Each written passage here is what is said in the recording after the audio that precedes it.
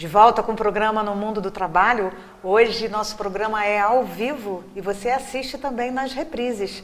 Hoje na sessão Insônia, ainda às 2h30 da manhã, quarta-feira às 14 horas, sábado às 2h30 da madrugada, domingo às 18 horas. Você também pode acessar a TV Cidade pelo www.tvcidadecanal9.com e no WhatsApp também. Você nos encontra lá. E hoje, então, o nosso bate-papo é com o Eliandro Canto. Não é isso? Bom dia, Eliandro. Nós já conversamos tanto aqui no intervalo, já aprendi uma série de coisas aqui com ele e nós vamos passar um pouquinho disso para você. 3 anos desse projeto Salva-Vidas, é isso? 3 anos. A gente começou em maio de 2011, junto aí com o Brasil, no tratado que ele assinou com vários outros países, né, se comprometendo a diminuir o número de acidentes de trânsito que tem tirado a vida aí e deixado outras milhares de pessoas aí com a vida transformada por causa dos acidentes de trânsito.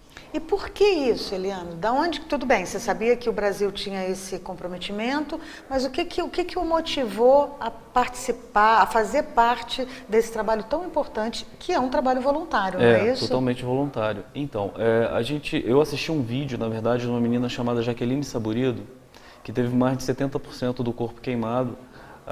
Eu conheço esse vídeo. Pois é, e aí aquilo me chamou muita atenção. E a Jaqueline me deu uma lição ali de vida, de sabedoria, de solidariedade, porque mesmo com tudo que ela passou, ela leva a própria imagem dela para as outras pessoas, mostrando para as pessoas que a gente não precisa perder ninguém para tomar alguma atitude. A gente precisa tomar as atitudes antes que as coisas aconteçam, antes que alguém morra, antes que alguém sofra. E aí aquilo me comoveu.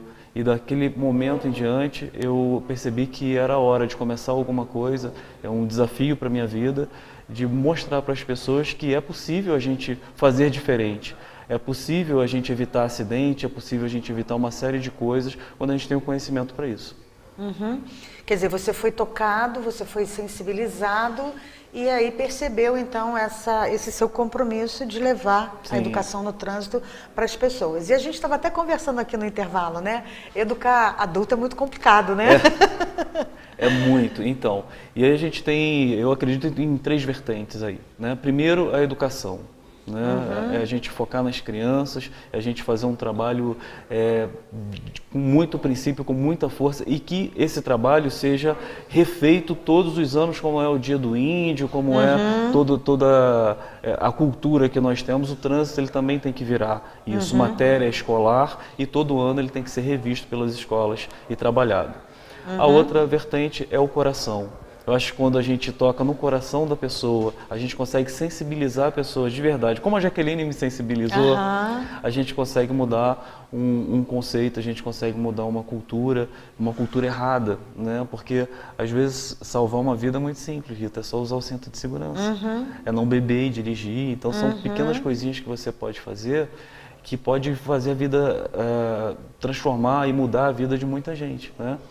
E a outra, infelizmente, mas é a única forma, uma das únicas formas, é a penalização.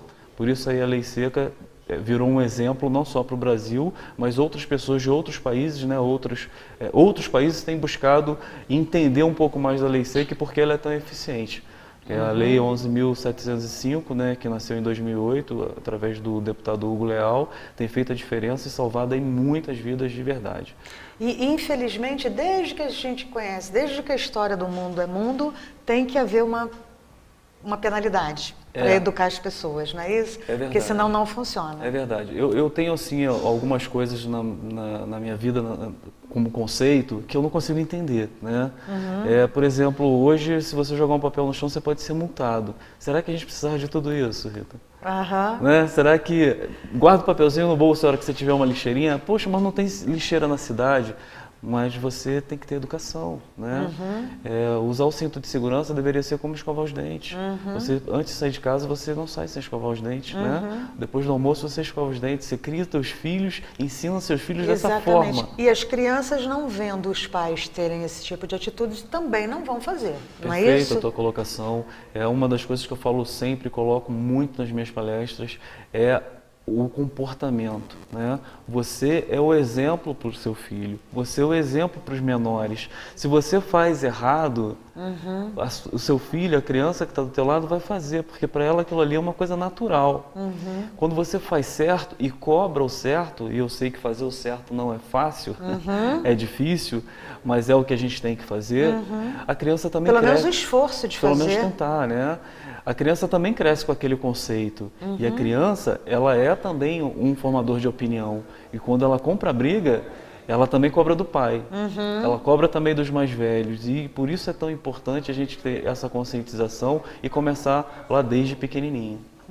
Agora, Eliandro, você estava conversando comigo e você falou assim, na época que nós começamos, o Brasil tinha assinado Um tratado. Um tratado, Sim. né? Mas em termos de política pública, isso não avançou. O país, né, não avançou nessa área, é isso mesmo? É isso mesmo. Infelizmente, o número de acidentes de 2011 para cá, quando foi assinado esse tratado com a ONU e junto com vários outros países, só aumentou.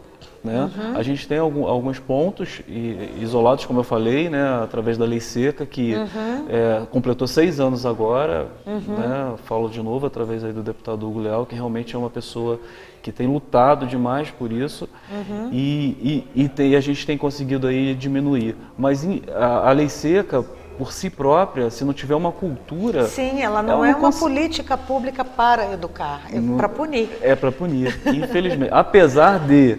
Ela também tem toda uma parte educativa, onde vai os cadeirantes, né, para as cidades fazer também campanhas educativas, mas é um grupo pequeno.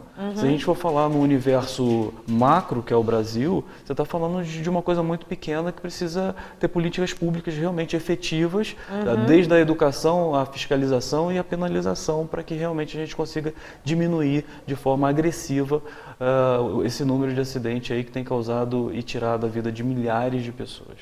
Daqui a pouco a gente vai mostrar aí uma estatística que você trouxe, né? Mas a gente já está no finalzinho do bloco. Eu queria saber assim, hoje, Eliandro, quando você pensa assim, 3 anos de trabalho, qual é o filme que passa na tua cabeça? Qual é o balanço que você sente desses 3 anos de trabalho? Então, não é uma coisa muito boa, infelizmente, porque apesar do esforço, pra você ter uma ideia, o projeto ele já falou para mais de 20 mil pessoas. Né? O nosso site já teve mais de 100 mil acessos. A gente realmente virou uma referência na nossa cidade e fora da cidade, porque hoje a gente é convidado por todo o estado e até fora do estado para fazer palestras, não só para escolas, mas para grandes instituições. Né? A gente já teve 2 vezes na Petrobras, 2 meses atrás a gente fez palestra para uma das maiores empresas de engenharia do Brasil. Então, assim, mas a gente não vê a diminuição. Então, por mais que a gente faça, que a gente adore, a gente ame fazer isso, a gente não vê que tenha surgido um efeito, porque como a lei seca, o projeto Salva Vidas ainda é muito menor. Né?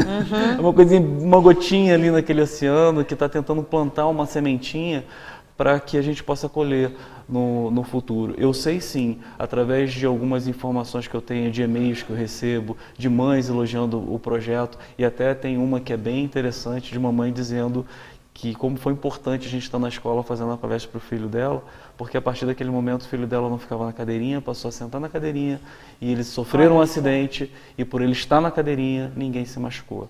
Então, isso não tem dinheiro que pague, e a gente vê que realmente a gente pode não ter feito a diferença na vida de muitas pessoas, mas se a gente fez a diferença na vida de uma pessoa, já valeu a pena todo o nosso trabalho. Realmente salvou vidas. Né? É isso que importa. Nós vamos por um rápido intervalo e na volta, então, a gente apresenta essas estatísticas, esses dados que você trouxe, que eu acho muito interessante para quem está em casa nos assistindo. Hoje o nosso bate-papo, o tema, claro, cidadania, falando aí do projeto Salva Vidas com o Eliandro. Nós vamos para um rápido intervalo, voltamos já já.